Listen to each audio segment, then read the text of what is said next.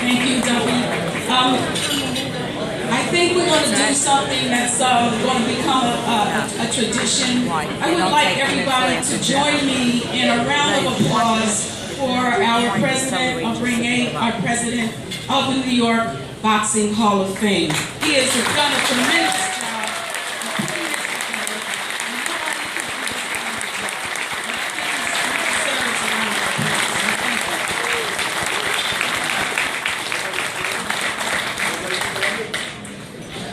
He's complaining because no one stood. I really want to say welcome, a very warm welcome to you all this afternoon. And welcome to the fabulous Russos on the Bay one more time, where we once again have an opportunity to honor the great boxers and others who are involved in boxing from our great state of New York. This is our third annual event, and I gotta tell you, this is a supreme lineup of honorees, and we congratulate you all. You all deserve absolute congratulations, and congratulations.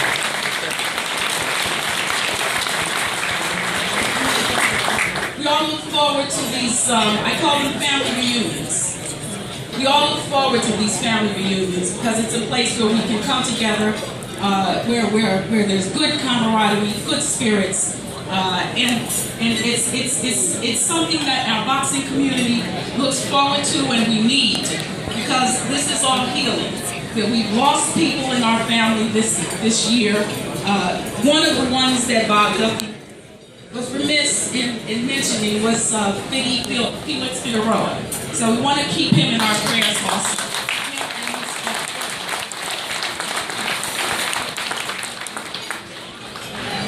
Keep all of our people in your prayers. Enjoy your afternoon. Enjoy your family in this wonderful, wonderful event. And God bless you all. Thank you. Thank you, Melvina. And thank you, Bob. And thank you, everyone, for being here. And without further ado, let's go ahead and, as they say, let's get this party started. Our first presenter of the day, he's a board member for the International Boxing Hall of Fame. He's an international matchmaker, and he's here to induct Billy Backus. Ladies and gentlemen, please welcome Don Majeski.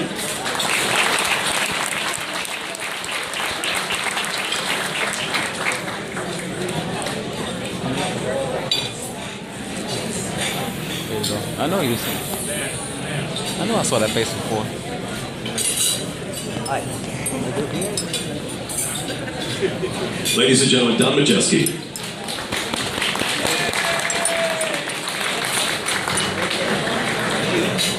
It's a real honor. It's greater for me than for Billy tonight.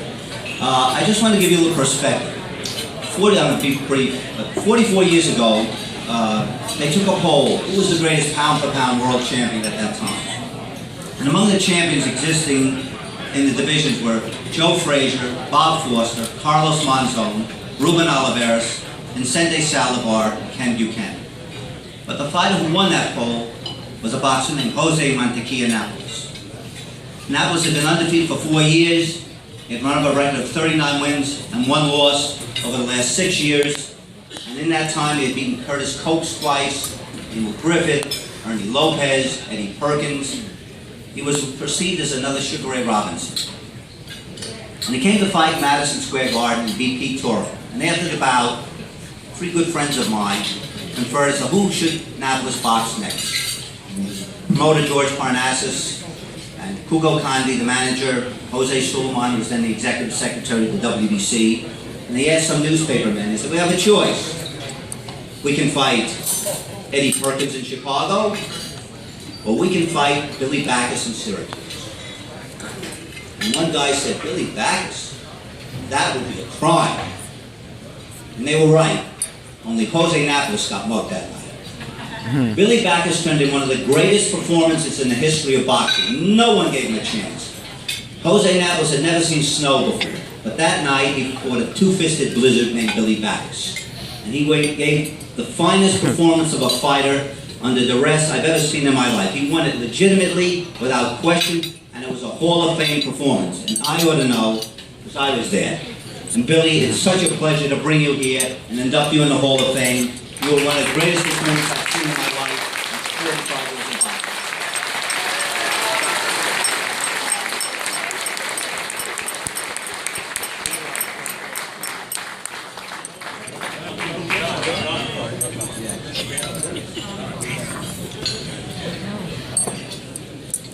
Ladies and gentlemen, thank you. In my older days, I get a little emotional. It was very nice, but it's the truth.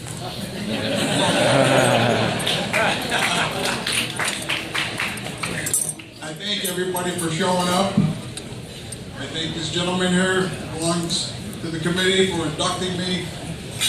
When they called, again, I was a little emotional over the phone, and I appreciate being here with this class, anyways. I'm losing my memory as we go.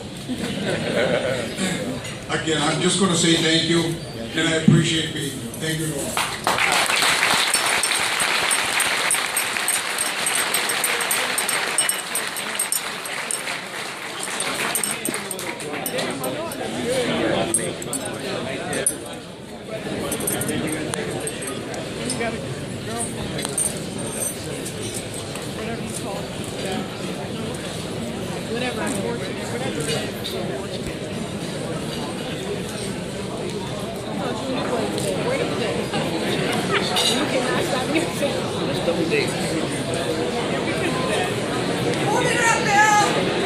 So John can ice throw you.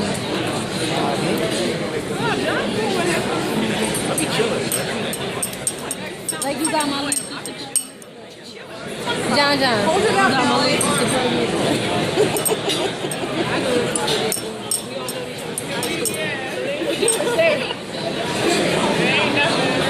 I want everybody to know about the belt that was established by the New York State Athletic Commission. Ed from South Tank Belts. Ed, he's in the back. I want him to sit in the back so everybody would see you in your waist. But this is the only belt that's made of its kind. It has an emblem of the Empire State Building with a pair of gloves hanging over the top of the Empire State Building with the number 8. It was a great design done by Ed. We want to thank you. We're the only ones that have this belt, and we're the only ones that he sells it to. So Eddie, it's a beautiful belt. If after the event you want to take a picture of one, there's not a problem. Eddie, great belt, man. Bob, don't go too far. We need you for the next induction. But I do want to say about Billy, they call him the Canastota Clouder, and he's got a little cloudy up here. I like that. Wonderful.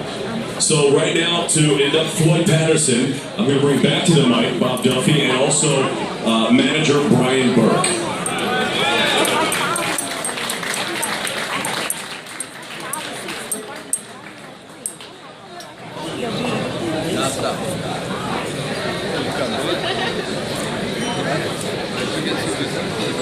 You know, the aspect of it, before I do this, I got to me, Floyd Patterson, as a kid growing up, Floyd Patterson was the boxing of the world, you know. I'm 65, so when I was 5, 6, 7, Floyd Patterson was an icon. He was the man that everybody wanted to be.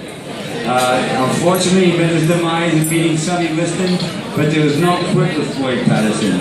Floyd Patterson accomplished so many feats that it's unbelievable. He was the Helsinki middleweight champion, and for a man that was only 175 and maybe a little less than 6 foot, he was able to fight men 2 times bigger than him. But what Floyd's gift was not so much as being a great fighter and fighting Eddie Machin. He fought Sonny Liston, he fought Ali twice. You know, everybody, there was no quit in this man. But what made him the special guy that he was is that he became a commissioner under the realm of Jose Torres. Believe it or not, 2 guys under the protege of Gus D'Amato. And then later on, himself became the chairman.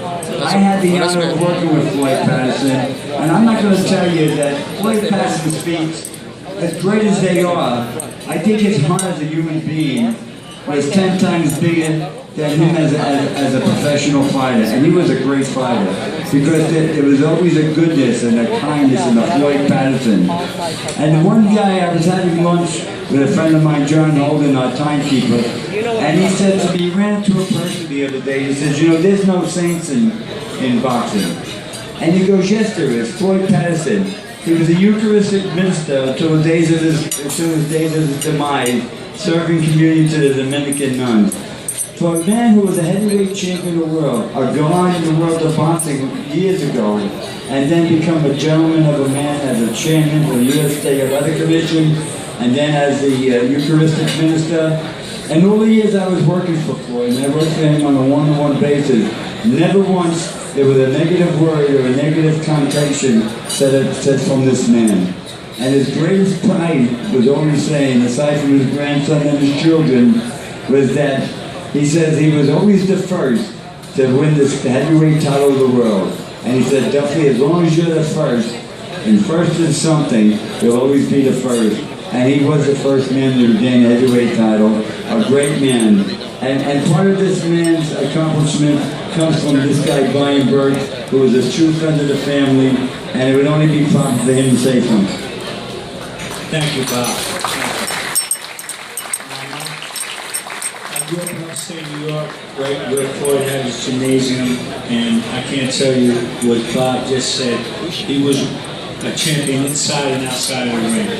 He was one of the greatest men. He was a living legend, and he cared about people. That was the bottom line. His daughter and Kevin, can you please stand up, please? Come on up, please.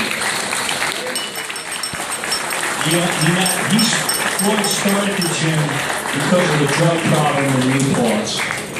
He had a training camp there in the 60s, and he told me that's the reason he started the gymnasium, and he had 1,500 kids go through there. He turned some farmers into fighters, and right over there is one of them. Okay, Tracy always had it. He always worked like a champ, and he lived like a champ, like Floyd always taught us to. Floyd was one of the greatest men I'll ever meet. We love you, Floyd, and God bless, please. And God bless everybody here. Here's his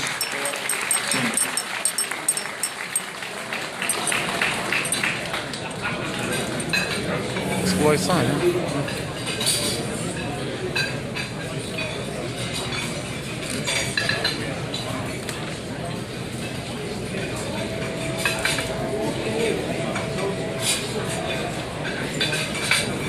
I would like to begin by saying that it is a real honor to be here today to accept this award on behalf of my father, Floyd Patterson.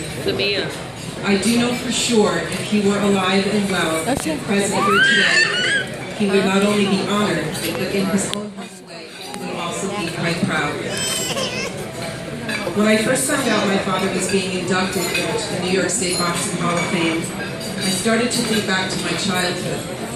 And I quickly recalled the personal connection, passion, and love my father had for the sport of boxing. He shared with me and my older sister many stories about his training regimen, specific opponents he went up against, his experiences of victory and defeat, his proud moments, and his moments of extreme disappointment and shame. But I discovered over the years the sport of boxing gave my father so much more that was not tangible. Boxing gave him a purpose during his troubled childhood. It gave him an outlet when he felt frustrated.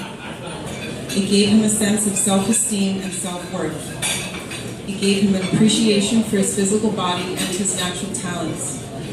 It gave him a voice when he was too quiet and too shy to speak up.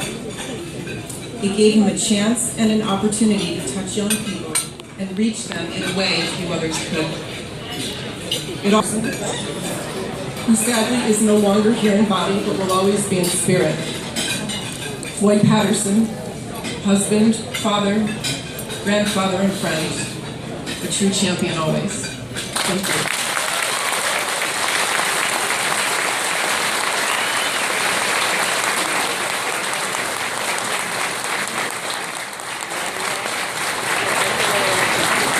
To induct the Flushing Flash, as he's called, although he was born in Brooklyn. But ladies and gentlemen, let's please welcome up, coming right now from Flushing, local fighter, we all know him and we all love him, Vinny Matalone.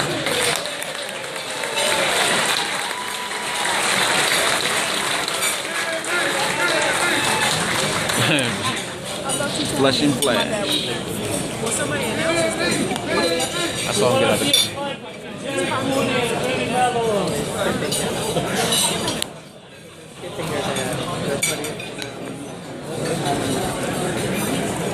Like he's still in shape, man. Ladies and gentlemen, Vinny Marinara. I'm sorry, no, Vinny Matalone. Vinny Matalone. How you guys doing? All right. Bob told me today, you know, Bob came to me about this and Dr. Kelley. I've got to say, one of my idols, you know, growing up from the neighborhood Flushing guy, you know, graduated John Brown High School, and then got class of '86. All right, Kev? That's it. All right, so, you know, and training at the PL in Flushing Meadow Park.